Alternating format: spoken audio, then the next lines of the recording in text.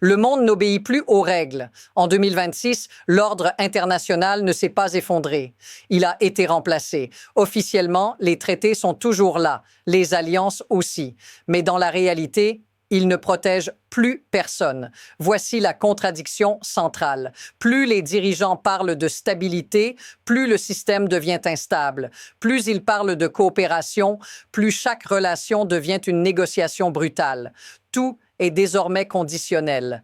L'accès au marché, la sécurité, l'énergie, même les alliances historiques, le retour de Donald Trump à la présidence américaine a accéléré ce basculement. Les règles ne sont plus le socle du pouvoir, le levier l'est. Tarifs, sanctions, énergie, forces militaires, chaque outil devient une monnaie d'échange.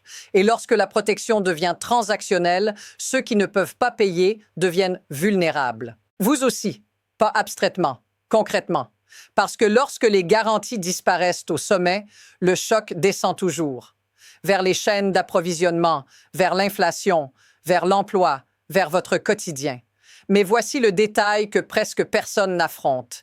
Ce désordre n'est pas une dérive. Il fonctionne exactement comme prévu. Et une fois que ce système s'installe, il ne revient pas en arrière. La vraie question n'est donc pas ce qui a cassé l'ancien monde. C'est jusqu'où ce nouveau monde est prêt à aller. Ce qui se joue en 2026 ne peut pas être compris comme un événement isolé. C'est un mouvement, un glissement progressif vers un système où la puissance ne s'exprime plus par des règles communes, mais par des échanges asymétriques. L'événement central est clair, même si ses contours restent volontairement flous. Les États-Unis ne traitent plus leurs alliances comme des engagements durables, mais comme des accords réversibles, évalués à l'aune des déficits commerciaux, de la loyauté immédiate et du retour stratégique. L'idée d'une sécurité garantie par principe a été remplacée par une sécurité conditionnelle, renégociable à tout moment. Mais voici ce qui change la lecture. Ce n'est pas seulement Washington qui agit ainsi, le reste du monde s'adapte. Les puissances intermédiaires ne cherchent plus à s'insérer dans un bloc stable. Elles naviguent. Elles arbitrent, elles optimisent. Turquie, Arabie saoudite, Brésil. Les alignements deviennent tactiques, locaux, opportunistes. Et c'est là que le cadre se renverse. Si personne ne croit plus à la permanence des règles, alors chaque crise devient un test de force. Chaque négociation, une menace implicite. La question n'est donc pas de savoir qui viole les règles, mais ce qui remplace les règles quand plus personne n'y croit. L'affirmation centrale est la suivante. En 2026, le pouvoir ne cherche plus à stabiliser le système. Il cherche à maximiser l'avantage à court terme, même si cela fragilise l'ensemble. Le signal le plus clair vient de la normalisation de la coercition économique. Les tarifs ne sont plus des outils commerciaux. Ils deviennent des instruments de pression stratégique. Les contrôles à l'exportation ne servent plus seulement à protéger des technologies sensibles, mais à forcer des alignements politiques. La finance, l'énergie, la logistique, tout est transformé en levier. Regardez ce qui se passe quand une alliance est évaluée non plus sur la confiance, mais sur le retour. La protection devient conditionnelle, l'engagement devient réversible. Et cette logique introduit une instabilité permanente, parce qu'aucun acteur ne peut plus planifier sur le long terme.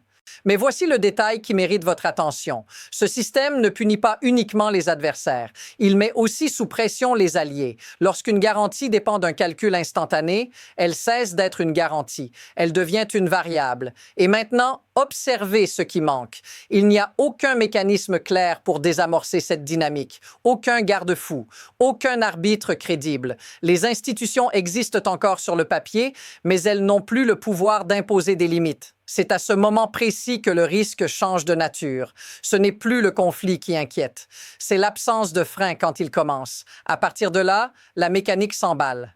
Quand la coercition devient normale, elle cesse d'être exceptionnelle.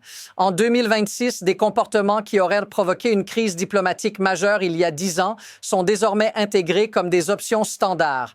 Menacer un partenaire, conditionner une protection, utiliser l'accès aux ressources comme moyen de pression. Tout cela n'est plus choquant. C'est devenu routinier. Et c'est précisément ainsi que le système glisse. Non pas par rupture brutale, mais par accoutumance. L'histoire montre que ce type de transition est dangereux. Pas parce qu'il provoque immédiatement une guerre, mais parce qu'il supprime les signaux d'alerte.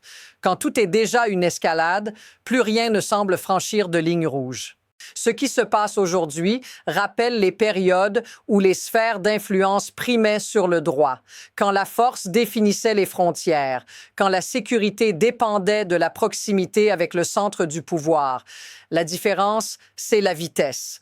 En 2026, chaque décision se propage instantanément à travers les marchés, les chaînes logistiques, les systèmes énergétiques.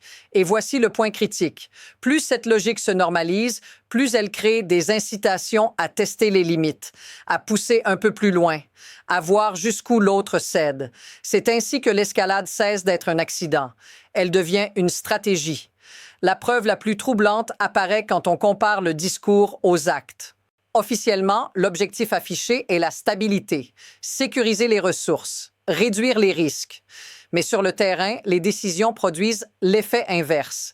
L'intervention américaine au Venezuela en est l'exemple le plus net.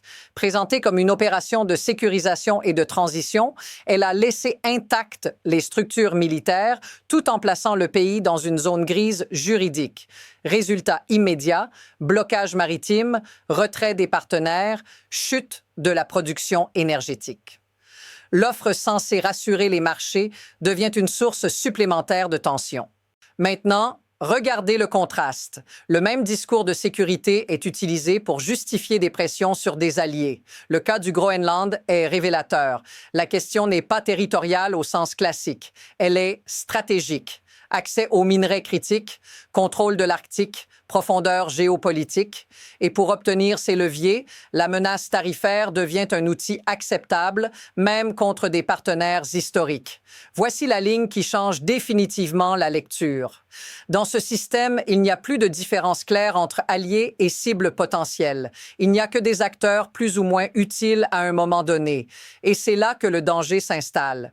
Quand les mots promettent la stabilité, mais que les actes produisent la fragmentation, la confiance s'évapore. Et sans confiance, chaque décision suivante est interprétée comme une menace.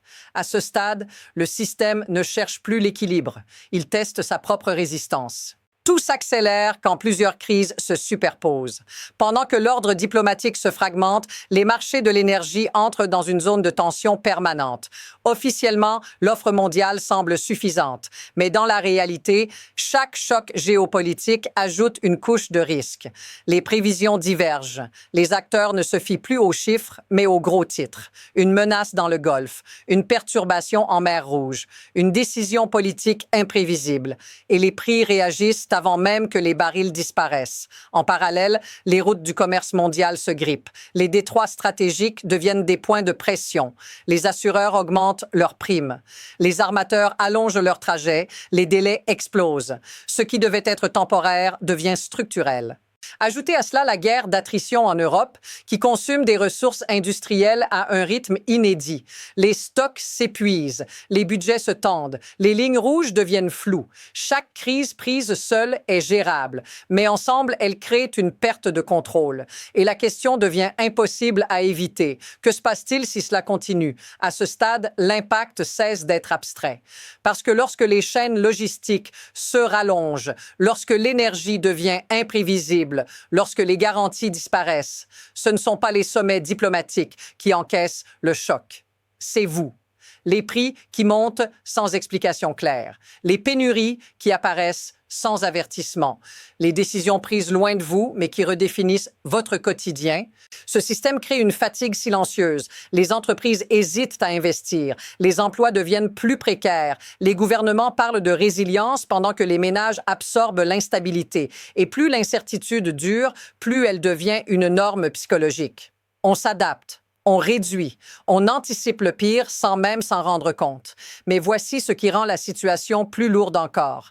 Cette pression ne touche pas tout le monde de la même manière. Ceux qui disposent de capital, de mobilité, de protection amortissent le choc.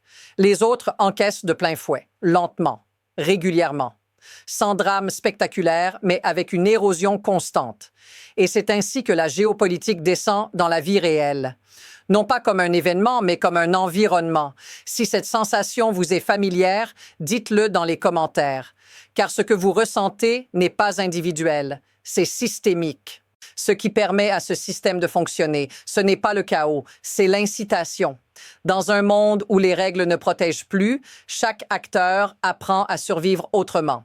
Les États privilégient le levier plutôt que la coopération parce que le levier produit des résultats immédiats. Les entreprises sécurisent l'accès plutôt que l'efficacité. Les marchés réagissent à la peur plus qu'aux fondamentaux. Et les opinions publiques s'habituent à vivre sous tension. Voici le mécanisme central. Quand la sécurité devient conditionnelle, chacun cherche à réduire sa dépendance. Mais cette quête de résilience fragmentée rend le système global plus fragile. Les chaînes se dupliquent, les coûts explosent, les redondances remplacent l'optimisation. Et paradoxalement, plus chacun se protège, plus le risque collectif augmente. Le spectacle joue aussi un rôle clé. Les démonstrations de force ne servent pas seulement à dissuader. Elles signalent une capacité à imposer un coup, à créer de l'incertitude, à forcer l'autre à réagir. Dans ce jeu, l'imprévisibilité devient une ressource stratégique. Et c'est là l'insight le plus inconfortable. Ce système ne cherche pas la stabilité durable. Il récompense ceux qui savent naviguer l'instabilité. Ceux qui peuvent absorber les chocs, déplacer les risques et les transférer vers d'autres. Tant que ces incitations restent intactes, le système ne se corrige pas. Il s'auto-renforce. À partir d'ici, deux trajectoires deviennent visibles. La première est celle de l'inertie. Le système continue de fonctionner sous tension, sans effondrement brutal, mais avec des épisodes de crise de plus en plus fréquents. Les marchés apprennent à ignorer les signaux faibles. Les gouvernements gèrent au jour le jour. Les lignes rouges existent encore, mais personne ne sait exactement où elles se situent. Dans ce scénario, le monde ne bascule pas. Il s'érode. La seconde trajectoire est plus rapide. Une crise dépasse le seuil d'absorption.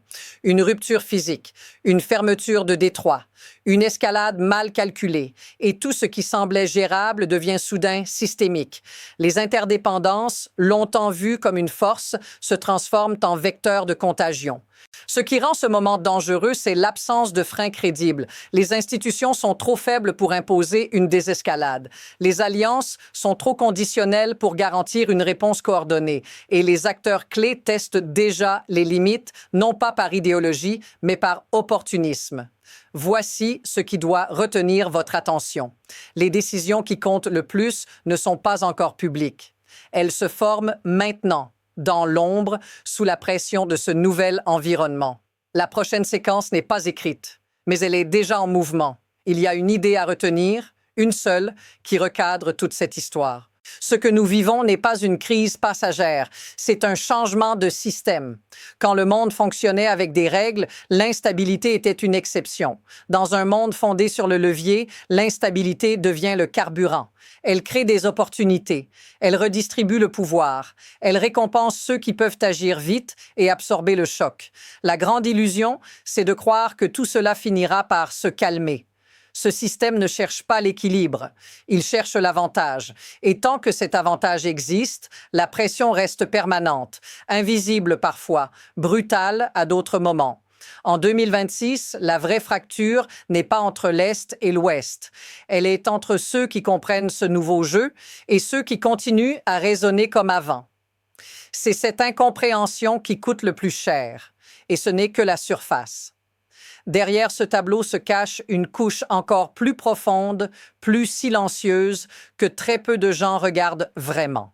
Si vous voulez comprendre ce qui vient ensuite et pourquoi tout converge dans cette direction, vous savez quoi faire.